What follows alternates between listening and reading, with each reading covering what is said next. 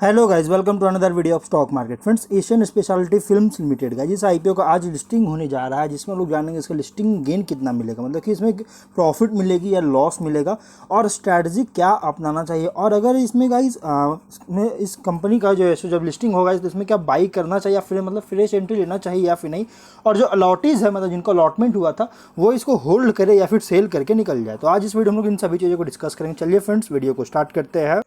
तो आज ये जो आईपीओ था 23 टू 27 जून को ओपन था। 10 रुपीज़ का फेस वैल्यू और 107 रुपीज़ पर शेयर की प्राइस बैंड थी, जिसमें से 1200 शेयर्स की लॉट साइज था और इशू साइज 66.33 करोड़ का इशू साइज रखा गया था।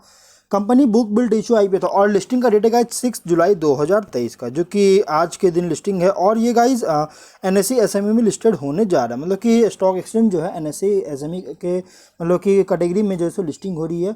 अगर हम बात करें इसका प्रोमोटर्स तो पल्लव किशोर भाई दोषी, खुशबू चंद्रकांत दोषी और करिश्मा राजेश दोषी कंपनी के प्रोमोटर्स है।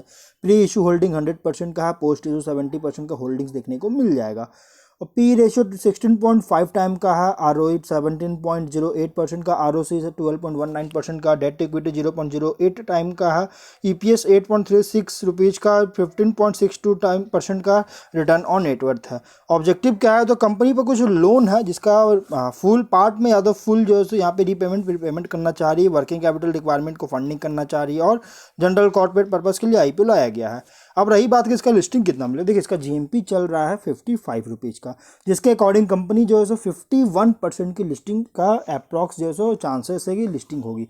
लेकिन गाइज इसमें अगर बात करें तो 45 टू 50% की लिस्टिंग मिलने का चांस है। बहुत ही शानदार इस आईपीओ में लिस्टिंग मिलेगा, बहुत ही मतलब कि शानदार लिस्टिंग दे रही है। तो अब हम लोग बात करते हैं कि इसमें लिस्टिंग वाले दिन में क्या करना चाहिए। देखिए कंपनी का बिजनेस जो है 2002 में इनकॉर्पोरेट किया गया था।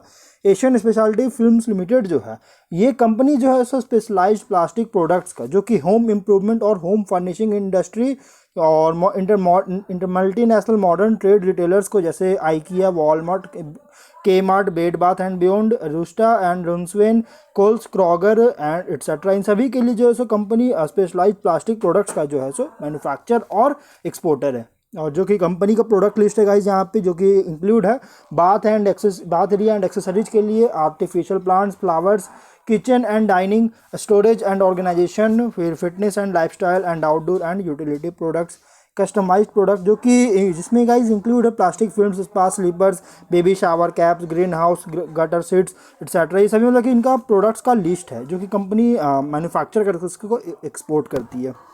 कंपनी यहाँ पे अगर देखिएगा तो प्रोडक्ट्स को प्रिडोमिनेंटली 3 ब्रांड्स के अंडर जो है सो मार्केटिंग और सेल करती है, जो कि ड्रैपेरी है गाइस शावर कर्टन्स के लिए, रनर है सेल्फ लाइनर्स के लिए, पपेरी है आर्टिफिशियल प्लांट्स एंड प्लेसमेट्स के लिए।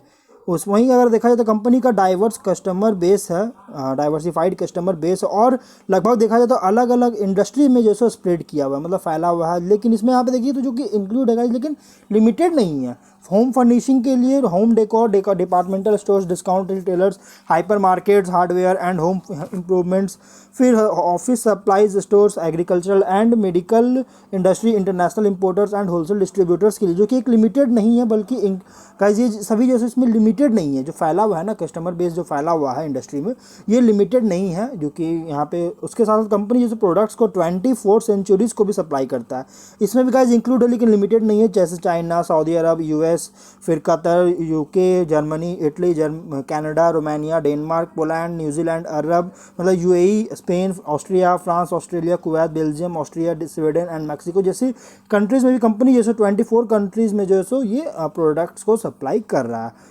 अगर देखा जाए तो एशियन को इसको कंपनी को जो है बहुत सारे अवार्ड्स वगैरह भी दिए गए हैं, जैसे 2 स्टार एक्सपोर्ट हाउस का अवार्ड दिया गया ministry of commerce and industry government of India की तरफ से, और best supplier of the year का भी अवार्ड दिया गया था। 2 बार अवार्ड दिया गया जो कि आइकिया की तरफ से। मतलब कंपनी का बिजनेस अगर देखा जाए तो हाईली कॉम्पिटिटिव और फ्रैगमेंट सेगमेंट में तो ऑपरेट हो रहा है और इसके कॉम्पिटिटर बहुत बड़े बड़े, लेकिन कंपनी का जो बिजनेस है एक अच्छी बिजनेस कंपनी कर रही है। और अभी जिस तरह से डिमांड बढ़ रहा है ना स्पेशलाइज प्लास्टिक प्रोडक्ट का, जिस तरह से डिमांड बढ़ रहा है गाइस, तो इस कंपनी के लिए एक एडवांटेज हो सकती है। लेकिन अगर हम इसके बात करें परफॉर्मेंस अगर देखिएगा, उसके फिनेंशियल्स हम लोग देखते हैं। 21 में 104 करोड़ का एसेट्स, 96.8 करोड़ का रेवेन्यू, 9.1 करोड़ का प्रॉफिट था। 22 में 118.8 करोड़ का एसेट्स, 118.5 करोड़ का रेवेन्यू और 5.1 करोड़ का प्रॉफिट है। और वहीं 23 में अगर देखा जाए तो कंपनी 109.7 करोड़ का एसेट्स, 120.4 करोड़ का रेवेन्यू और 113 करोड़ का यहाँ पे प्रॉफिट देखने को मिल रहा है।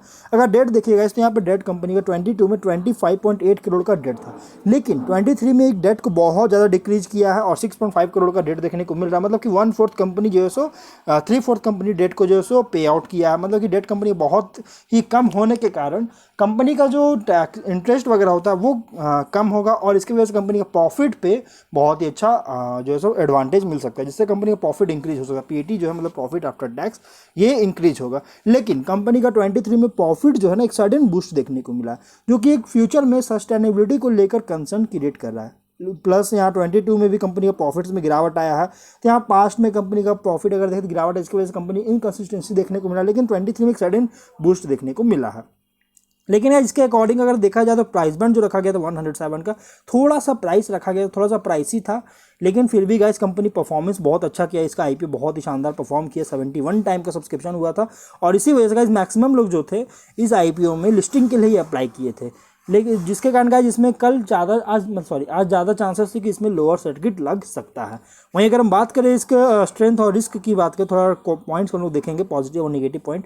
तो कंपनी ब्रांड जो है सो ट्रस्टेड ब्रांड है और स्ट्रॉन्ग पेरेंटेज है, plus socially and ethically compliant fully integrated manufacturer है customised and sustainable plastic products का, और वाइड स्प्रेड है डोमेस्टिक और इंटरनेशनल मार्केट प्रेजेंस में।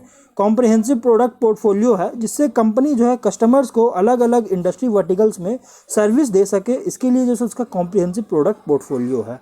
उसके बाद अगर रिस्क देखिएगा तो कंपनी जो है यहाँ पे इसका जो इंटीग्रेटेड बिजनेस मॉडल जो है ये अडॉप्ट किया गया है और इसका कॉमर्शियल सक्सेस भी जो है ना लार्जली डिपेंडेंट है innovative plastic specialised plastic products का डेवलपमेंट पर जो है लार्जली डिपेंडेंट है, जिसके कारण गाइस अगर ये कस्टमर्स का जो नीड होता है ना, अगर ये उसके सुटेबल अगर ये प्लास्टिक का जो है प्लास्टिक प्रोडक्ट को डेवलपमेंट नहीं करती है तो कंपनी को थोड़ा सा इंपैक्ट पड़ सकता है। प्लस कंपनी जो है यहाँ पे अगर देखिएगा तो पीपीडी और डिज़ाइन डिवीज़न जो है जो कि इफेक्टिवली जो है यूटिलाइज और मैनेज किया जाता है वो इनेबिलिटी हो चुकी है, मतलब कि नहीं कर पाई है, जिसके कारण कंपनी जो है यहाँ पे इनोवेटिव प्रोडक्ट्स का जो डेवलपमेंट होता है उसमें बहुत ज़्यादा इंपैक्ट पड़ सकता है।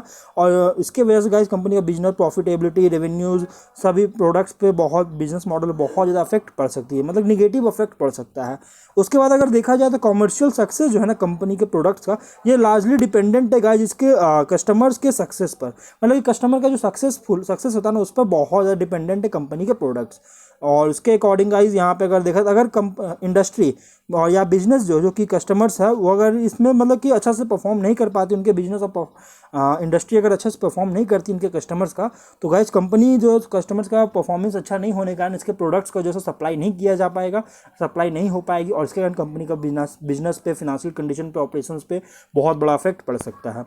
और कंपनी यहाँ पे कुछ ही कस्टमर्स पे अपने प्रोडक्ट्स के लिए कुछ ही कस्टमर से बहुत ज़्यादा डिपेंडेंट है, मतलब कि कंपनी का जो मेजर रेवेन्यू होता है ना ये कुछ ही कस्टमर से मेजॉरिटी रेवेन्यू जनरेट होता है। और अगर इसके कस्टमर्स में कोई भी कस्टमर्स में अगर ये लॉस होता है तो कंपनी का रेवेन्यू बहुत बुरी तरह से गिरावट आ सकती है या सेल्स में बहुत ज़्यादा गिरावट आ सकती है, जिससे कंपनी का ऑपरेशंस पे, बिजनेस पे बहुत ज़्यादा इफेक्ट पड़ सकता है।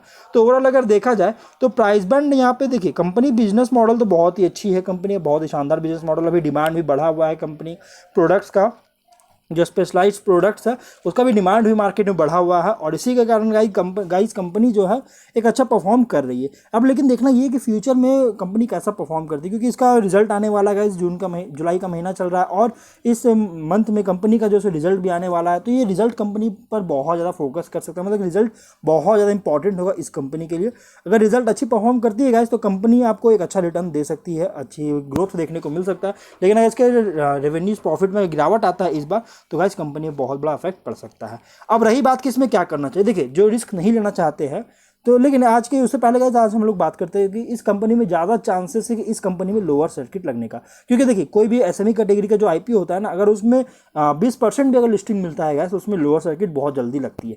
रीज़न क्या है कि इसमें लिक्विडिटी का बहुत ज़्यादा इशू होता है, और लिक्विडिटी का इशू होने के कारण गाइस इस आईपीओ में जो है सो कंपनी में जो है सो लोअर सर्किट लगती है, क्योंकि सेलर्स बहुत ज़्यादा होते हैं और बायर्स बहुत ही रेयर होते हैं, इस वजह से गाइस इसमें लोअर सर्किट लगता है। लेकिन अगर आप इसमें रिस्क नहीं लेना चाहते और अगर बाई चांस अगर आज के दिन इसमें लोअर सर्किट नहीं लगता है गाइस, तो मैं कहूँगा आप इसको प्रॉफिट को बुक करके निकल जाए, क्योंकि 51% की लिस्टिंग गाइस बहुत ही स्ट्रांग मिल रही है, बहुत ही स्ट्रांग 45 to 50% की लिस्टिंग मिल रही है। इसलिए गाइस अगर आप रिस्क नहीं लेना चाहते तो आप इसको सेल करके निकल सकते हैं अगर लोअर सर्किट नहीं लगती है। और अगर लोअर सर्किट लगती है गाइस, जब भी इसकी लोअर सर्किट ब्रेक होगी तो नॉर्मल पीरियड आएगा गाइस, तो आप इसके प्रॉफिट बुक करके निकल जाएगा। और अभी इसमें आप एंट्री, अब बात करें इसमें कि जो एंट्री लेना चाहते हैं, देखिए अगर आप इसमें एंट्री लेना चाह रहे हैं तो मैं कहूँगा आप इसमें थोड़ा सा वेट कीजिए, करेक्शन होने दीजिए, उसके बाद आप इसमें एंट्री लीजिएगा। फ्यूचर के लिए कंपनी ठीक ठाक अच्छी कंपनी है, रिस्क थोड़ा ले सकते हैं फ्यूचर में इन्वेस्टमेंट के लिए, एसएमई कैटेगरी का आईपीओ है।